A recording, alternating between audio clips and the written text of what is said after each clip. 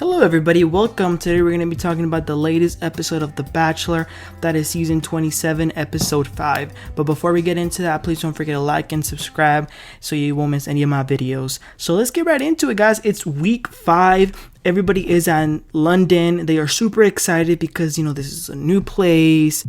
They are all excited about the things that they are going to be doing here. And it begins with all the girls gathered around and they receive the date card, which goes to Gabby. It reads, "You're my queen." Greer is not thrilled about this because it isn't her. She's very upset, as she was last week when somebody else got the one-on-one. So they jump right into Gabby's one-on-one. I gotta say, I am a little surprised that she got the one-on-one because from what we've seen, she hasn't really had the strongest connection. So I was a little confused. The first place they go to is a perfume shop, and it's kind of cool because Zach and Gabby are going to be creating their own scent, and then they get it in a bottle at the end. So we get to see them do that, and they're making each other giggle. So they do get each other's sense of humor. They are connecting. Then they go with a man who was a butler for the actual royal family. Nothing too over the top, but they do have a good time. They sort of dress up in some like English apparel, and then they play with like a bunch of dogs. Gabby starts wearing a lot of different dresses, and he thinks that she's stunning. Like the way that he's looking at her, he tells her that he really clicks with her. But I'm afraid to say it, but during the date, I didn't really see her being that into Zach as he was into her, if that makes sense. But at the house, all the other girls are talking, and then he walks in Gabby with like 10 gift bags, which I personally don't like when they do that because it seems a little like rubbing it in their face type of thing. And I also I think it's a little tacky, but I do get that she wants to share with everybody what she did, and she tells them about every single thing that they did. And Greer, again, she can't help it because she says that what she shared with Zach was that she loved tea or something like that. So this would have been like the perfect dream date for her. So she's really upset that she didn't get to do that. And then they get a knock on the door. Zach actually got Gabby one of the dresses that she was trying on, and with the dress was a little card saying that he can't wait to see her later that night. And Greer storms out, and she's now on the floor crying. But it's much more than the tea. She feels like she has gotten no affirmation in a very long time from Zach. And then it is so awkward because as Gabby is passing through the hall, Greer is laying on the floor of that hall sobbing, and Gabby just passes through there with all her bags, and Greer has to get up. It was the most awkward thing ever. But it's nighttime, so Gabby arrives to Zach, who's waiting for her. Of course, she's wearing the dress, and they're sitting down talking, and she says that she's been very happy this day, and he tells her that he sees how comfortable she's been, which he really appreciates.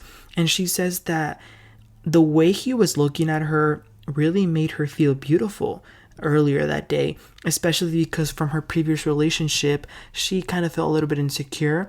And Zach talks about how he can relate about somehow losing yourself when you're in a relationship that's not healthy. And in this dinner, though, I do start to see that she does like him. I do start to see a little bit of a spark in that conversation that they had. Back in the hotel room, Greer is still hung up on the whole thing, and then they receive the group date card. It reads, "Let's double up on love." So the one that was left out, who's going to be getting the one-on-one, is Charity. Now, others are freaking out as well because they're not the ones getting that one-on-one. This girl named Mercedes in particular, she's hyperventilating and taking it really hard. But going back to Zach and Gabby's date, they talk a little bit more. They can't stop smiling. And then he offers her the rose and she accepts it. And then they go to a live band who is playing a classic that I love, which is "Can't Help Falling in Love" by Elvis. And they dance, and then they end the night. So it's a new day and everybody is getting ready to go on this group date. But then they get bad news, which is that Zach is sick and will not be able to attend. The girls are devastated. They still go on the date how it was planned, but they're not really enjoying it. And if it couldn't get more worse than that, it starts raining. They do film Zach at the room, and he hopes that he's going to be able to make it to the after party. But for now, they decide that, you know what, they're going to make the best of that they can from this date. Like, why focus on the negative? So they do end up having some fun, all the girls, and they are hopeful that they will be able to see him later. The girls of this group date are getting ready for the after party then tonight, but Zach was not feeling good to show up, and it was devastating. A lot of them were crying. They feel like they were truly robbed in experience because like they were ready waiting for him, but he wasn't able to make it. The next day, it's the day that Charity was scheduled to have her one-on-one, and she's feeling hopeful, but they don't know if he's going to show up. You know, they're like just not sure. They're just waiting to see what happens, and Jesse walks in and says that Zach has tested positive for the virus. So there's nothing anyone can do. No one really knows what to do or how to react. I get that they're upset though, but it was a little bit too much crying in my opinion. Like everyone was crying. And unfortunately Charity didn't get to go on this date, which I did feel bad for her.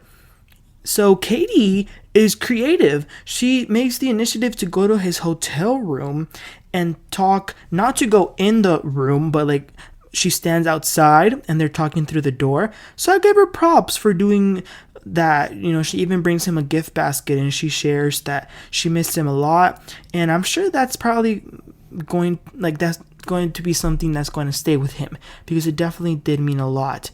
He indeed tells her through the door again that he really likes her and that he hasn't stopped thinking about the museum date that they had. In another day of them waiting in the hotel to see what happens, Jesse comes in and says that Zach is going to be doing a virtual cocktail party. So basically they're going to be having Zoom interactions. Of course, this is not the same. It's not the same to talk to somebody on a camera versus like actually being there, maybe having like some physical touch here and there. But some of them are grateful that they're going to have the opportunity to talk instead of just going direct to a rose ceremony. The first one who talks to him is Charity. And she says that, you know, she's bummed that their date was canceled, and he apologizes, but she's like, no, you know, it wasn't your fault. But he does give her a gift. It was like a little crystal Big Ben figure, so that was kind of cool. She really appreciated that. We see other interactions like Kat. They even attempted to kiss virtually. I will say most of the chats went well. Everybody was pretty creative, and they did have fun chats. Greer then has a conversation that went horrible.